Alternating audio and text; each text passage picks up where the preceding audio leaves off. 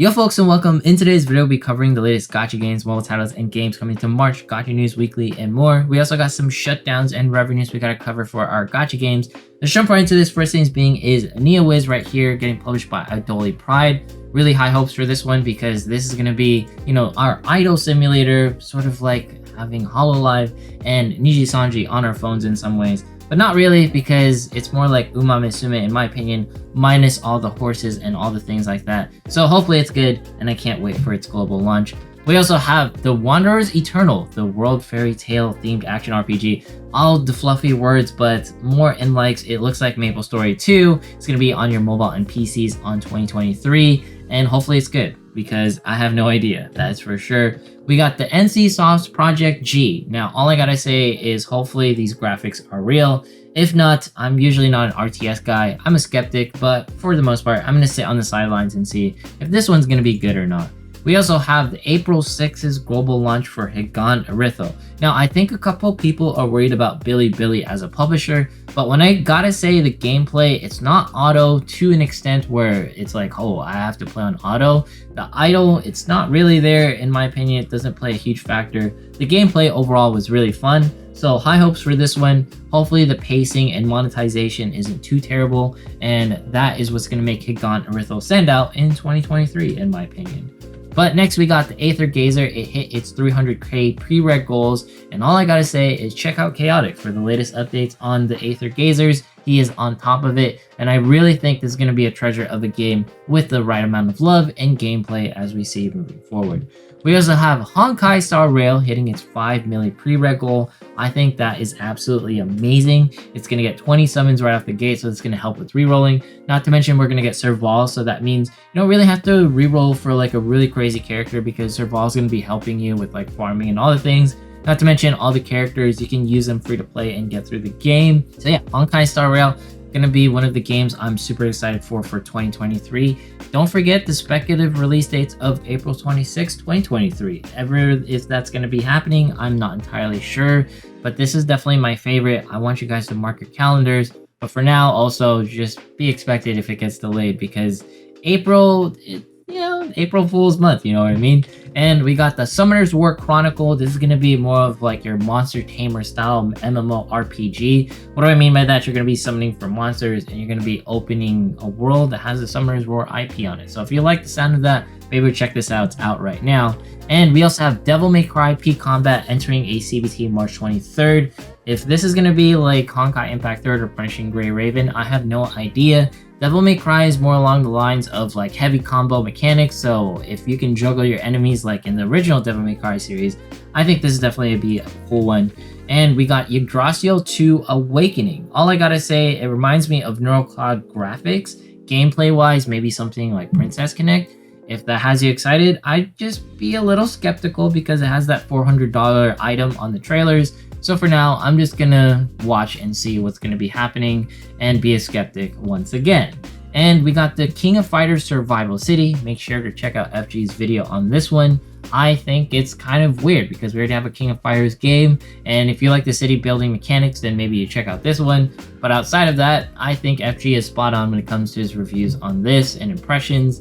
And now we got the Demian Saga Chrono Pirates. It once again reminds me of like AFK Arena, just another game because of its like more of like casual RPG sort of systems that it's hinting at, and probably something like NeuroCloud because it hints towards chibi graphic. And we got Inazuma 11 Victory Road launching worldwide 2023 on your Switches, your PS4s, iOS, and Androids.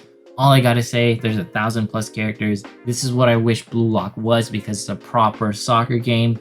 All the love to it. Inazuma 11 is a huge IP, and hopefully it's gonna be successful. Now we have Eastpunk Journey. It's having its CBTs right now, and it also looks like NeuroCloud to me, but all I gotta say is hopefully it's good, because we always need more games with the shibis with proper gameplay, not the pump and dump gacha games that I see time and time again with waifus. Now we have Utopia No.8, a social MMORPG. Once again, Maple Story 2 look-alike. Seems to be a constant theme, like a lot of games taking inspirations from others.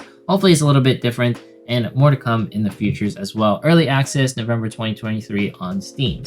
And we have Downtown Beat 'em Up, Battle Days, all the things with that. It looks like a PS1, PS2 games. I wish it looked as good as the art, but hey, if you want something different, you can check out this game.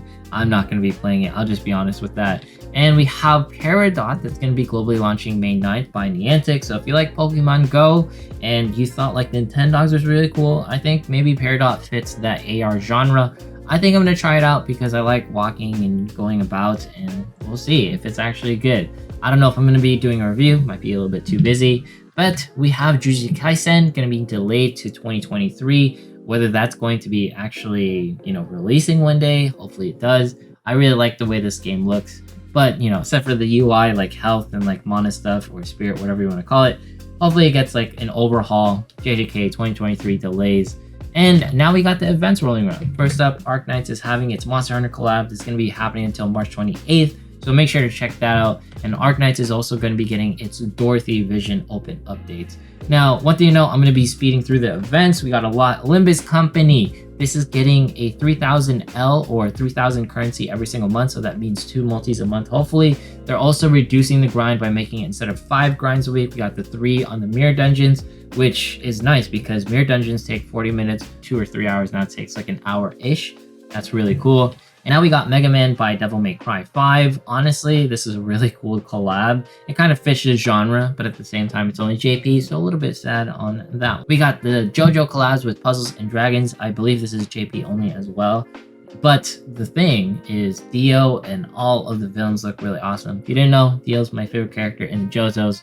And the best JoJo is going to be Joseph. He is definitely the one for me. And now we have Granblue Fantasy celebrating its 9th anniversary. 100 free pulls, make sure to check it out. And we have Yume 100, 8th anniversary, 100 free pulls. Gotta show the husbandos love as always. And now we got Path to Nowhere having its chapter 9th release. It's going to be out right now. We got the Neuroclad that's going to be having its Carnival Inverted event. It's happening right now as well. And we have Goddess Nikke of Victory now having its Bow Wow event March 15th. Chainsaw Man event is ending. Hopefully you got the luckies on the Chainsaw Mans. I didn't even try.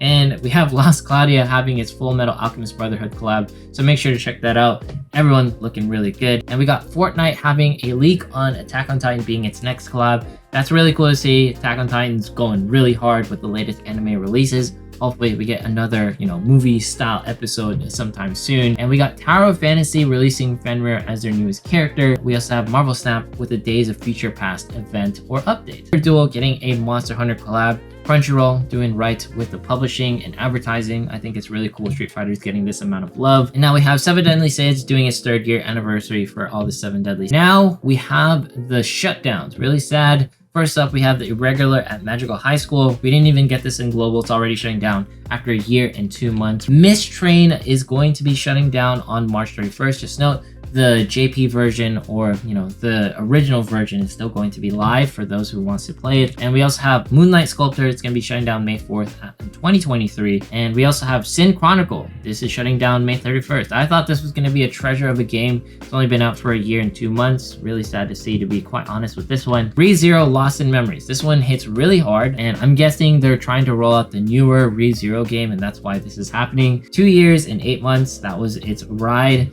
And hopefully it was a good one for most people who played it. I definitely thought it was. And now we have Revive Witch shutting down May 7th, year and 6 months. I think what happened with Revive Witch was like people just lost interest with Octopath Traveler. Under the Eden and other games just taking up space with it. And it has tough competition, but really sad to see. Revive Witch was definitely one of my favorites back when it launched in 2021, that is for sure. Now we got the Genshin Hoyoverse stuff. First things, Hoyoverse has a Project R game in development. It might be updates to Zenless Zone Zero. It might be updates to Honkai Star Rail. Maybe it's something with Genshin involved or Honkai Impact 3rd. Who knows? It's really cool to see that they're working on stuff. And we also have Tears of Themis, the husbando event, Cozy Couple Getaway 2. Happy White Day to everyone as well. And we also have Honkai Impact 3rd, the Kiana graduation trip.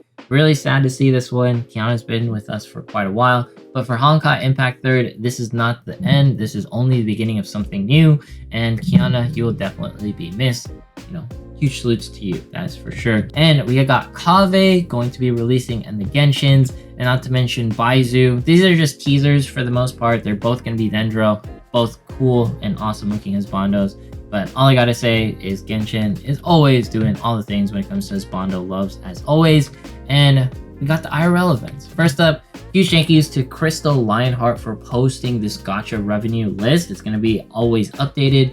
And I think the biggest things that I'm worried about is going to be Alchemy Stars US right there. And then not to mention the World Flipper. Those because their revenues and downloads are really relatively low. But honestly, 100K is still really awesome. The thing that I'm most worried about probably is nothing else. Because in case you're like, oh, Princess Connect's not doing well. If you look at the JP version, it's doing 4 milli. So Princess Connect JP is going to carry like all of like Princess Connect Global.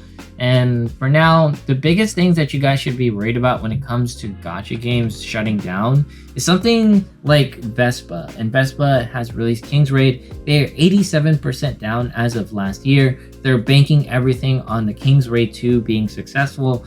But most of all is the fact that gacha games are a little rough when it comes to no events happening to their games. So whenever gacha stops getting updates for months on end, I'm not saying like you need an update or a new banner every 2 weeks. That's not what that needs to happen. At least once every quarter, 3 to 4 months, there is an update. There's something happening. The Twitter is alive. The community is alive. That is the most important part. If those things aren't happening, then a gacha game is probably going to be shutting down. Alchemy Stars, personally, it still has events. It's still going strong. That was only like the US front. Alchemy Stars, like global, is still doing relatively well, I gotta say. And they're always pumping out updates. All I think is like Alchemy Stars just needs better on the marketing fronts. But at the end of the day, that's all I gotta say when it comes to shutdowns. Meme of the week has to be the AI president stuff. It was fun, boys, but I'm logging off for now. You're hopping off already? We only played one game. What could you possibly be doing? I need to finish my daily commissions. Oh, piss off, Joe. I know you're not hopping on Genshin Impact. Listen, Donnie, the Deha banner is coming out soon. Mid-banner. She's a cat girl, Donnie. Mid-game, don't care. Mid-game? Donnie, you play Arknights. Arknights is a mid-game. No, it's not. You're just too stupid to understand it. What's there to understand? You put monkeys down and they pop balloons. You, Joe. At least we have good rates. Imagine having to save up 90 pulls for a chance to win a 50-50. He's got a point there. Obama, why are you talking? You play Fate. Your rates are almost worse than ours. Yeah, and you don't have a pity system. We do have a pity system. It's pretty much non-existent. We do have a... No, you don't. Well, okay, at least I'm not a furry. I'm not a furry. All your characters are either cat girls or buff, oily furries. It's not creative. Not creative? I don't want to hear that from the game that has 20 different sabers. Like the Arknights character design is just blatant hypersexualization for the sake of pandering to horny teenagers. Stop reading that.